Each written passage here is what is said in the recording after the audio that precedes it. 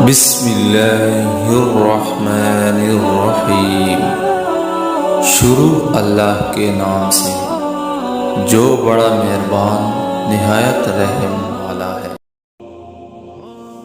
رسول اللہ صلی اللہ علیہ وآلہ وسلم نے فرمایا، جو خاموش رہا اس نے نجات پائی۔ یہ حدیث سنن ترمذی شریف کی ہے۔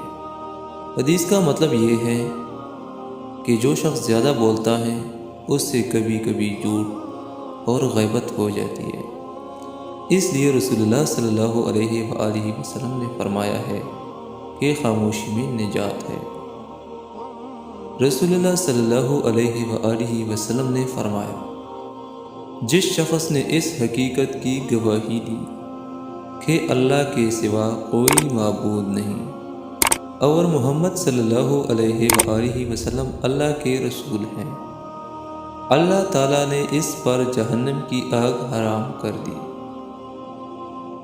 رسول اللہ صلی اللہ علیہ وآلہ وسلم نے فرمایا، تم میرے پاس آؤ گے اس حال میں کہ وضو کی وجہ سے تمہارے ہاتھ، پاؤں اور پیشانیاں روشن ہوں گی۔ یہ میری امت کا نشان ہوگا، اور کس امت کا یہ نشان نہ ہوگا۔ یہ حدیث سنن ابن ماجہ سے نقل کی گئی ہے۔